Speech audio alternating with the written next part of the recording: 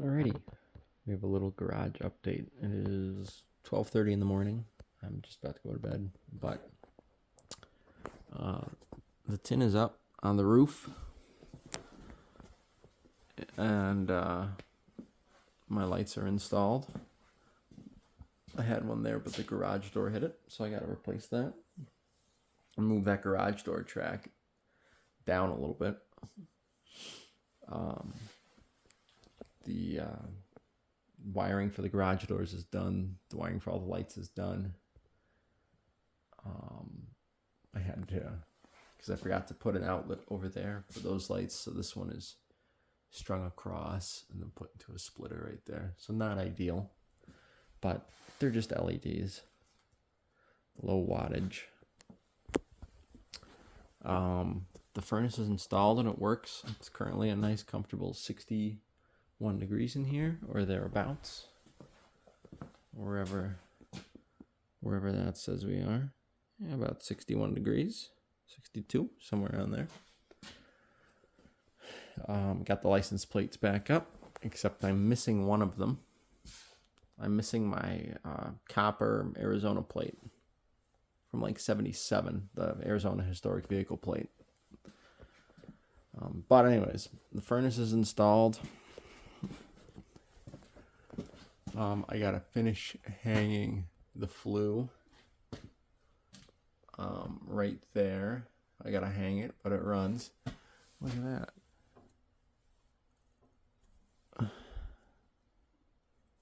Little residue.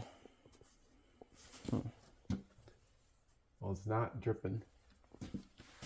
A little buildup on the flue right there, but everything is working. I got some long Allen bolts I gotta run up there so I can get the height set so it sits right in the middle of the thimble, and then I can clear silicone around the thimble, and then it will be totally sealed. No bees or anything will be able to get in. And then I have to insulate around the thimble and sheet that section of the wall. Finish insulating this. But it's about to be spring and warmed up, so I'm not too worried about it. The furnace doesn't run that often, actually. But yeah. Got my license plates up. Got my flags up. I don't really have a lot of space to hang the flags, so we just did magnets on the garage doors for now. And then we have the anti-communist flag pinned to the door to the compressor room. A couple signs are up. Television's up. I'm gonna have to run antenna signal to this television. I also have a Blu-ray player, so my plan is, just throw on a movie, work on Cars for a couple hours. This light is functioning. It's plugged in to that outlet right there. You can see the cord running across. But this was from Hobby Lobby. It was like $20 or $15 or something like that. And then I rewired it because it was only running on AA's with chintzy little LEDs. So I got some candelabra sockets from the hardware store and some nice bulbs, and ran it through the same switch. We've got the cabinets. I mean, that's all been here for a while. I got rid of my rolling bench. There's all the stuff that was on it. So I gotta figure out how I'm gonna use these things. Not quite sure yet, but there's Sierra's engine. On the stand. This is a customer vehicle. I'll go a little more in depth in that later. I gotta figure out how I'm gonna mount this. This is a gift from an Oldsmobile buddy of mine. He got it at an auction, but he bought a bunch of stuff from the auction, and this was cheap, and he gave it to me. So I gotta hang it on the wall. I gotta build like a wooden frame to stick it out. I got some other things I gotta finish. I gotta put like trim around that window so that gap isn't there. Like right there. Don't want that gap there or there. So I gotta trim that out. Finish flue. I gotta patch some of the drywall. Just things like that. fiddle with the lights a little bit. There's a couple of those on that side flicker when the compressor runs, so I need to. These don't flicker though. These ones over here, so I got to replace all the lights with those. Yeah, I need some more magnets for the flags. The bottoms of these flags are not magneted on, but we have the United States flag up correctly. The Wisconsin flag, where I'm from. And yeah, don't tread on me. And then Oldsmobile, but it's the wrong rocket emblem, so I'd like to get a different one at some point, but it's not important. I had an 80s Oldsmobile, so that does work. But I gotta figure out how I'm gonna do these. I'm thinking like a trailer hitch sort of plate under each of them. This vise is just gonna go on the other end of the workbench, and then drill press somewhere. Maybe I'll just set it on the workbench when I need it. Grinding wheel, just clamp it on when I need it. Stuff like that. Polishing wheel, I don't know. And then the airlines are ran as well. So we got pipe coming out of the wall, runs to this reel with a coupler right there, and then a valve which runs to this leg, which runs all the way across. Runs all the way across here, and then it runs down to this reel, so we can run air outside, or that reel can be used in that bay. This reel can be used in this bay at the same time. I gotta get the blade off the plow, or the plow off the mower. Get the mower deck back on and get it leveled and new blades installed, because it's gonna be about that time. And the right wheel is falling off, like the wheel hub assembly is falling off, so I gotta fix that. I got a good mower in the back that is flawless, but it doesn't run. So I think I'm just going to swap motors quick, because that motor runs really well. And then this is the back room. It's not heated, so it's actually pretty freaking cold back here. Well, not pretty freaking cold, but it's definitely colder. There's the air compressor.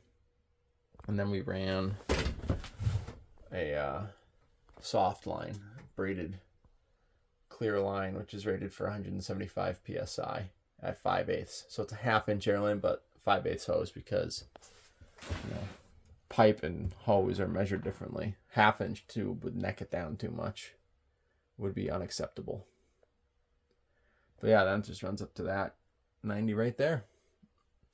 So I have air, and the reason for the soft line is so that the vibrations don't carry through the rest of the shop.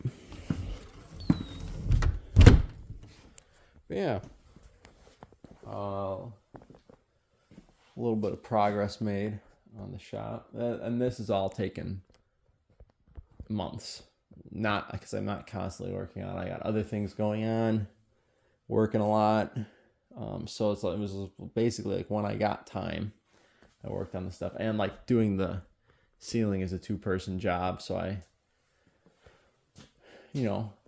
didn't necessarily have to wait for someone to become available, but I had to plan it.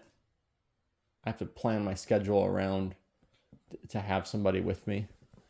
And, everybody's got lives. I'm not saying that I was waiting on other people to get it done. That's not all I'm saying. I'm just saying that was another thing I had to worry about, was making sure I had somebody here to help me. And I only sheeted this half, and then I did the furnace, so that I could do the rest of it with heat. But it turned out really nice. I got a couple extra pieces under the truck because I need to cut them so that it comes up flush to the beam to cover up all this. But yeah. And then I gotta finish that corner over here. It's still drooping down a little bit because I couldn't get in there. I need to get my 90-degree drill out and do it, but I just haven't done it yet. But I'm really happy with how it turned out. I like the white stripes on the end. This stuff was used. It was really cheap. I've got under $2,000, I'd say, into getting this garage fully heated and insulated. The walls were already insulated. A lot of the insulation was donated for the ceiling, so I bought a couple $100 of insulation for the ceiling. I paid just shy of $400 for the tin used, and this is a 26 by 26. So I bought 22 or 24 sheets. I can't remember exactly. I think 24. I think I needed 21. Technically, the square footage was like 21.8 sheets. They are, I think, 32 inches across or 30 inches across, and they're 13 feet deep, long.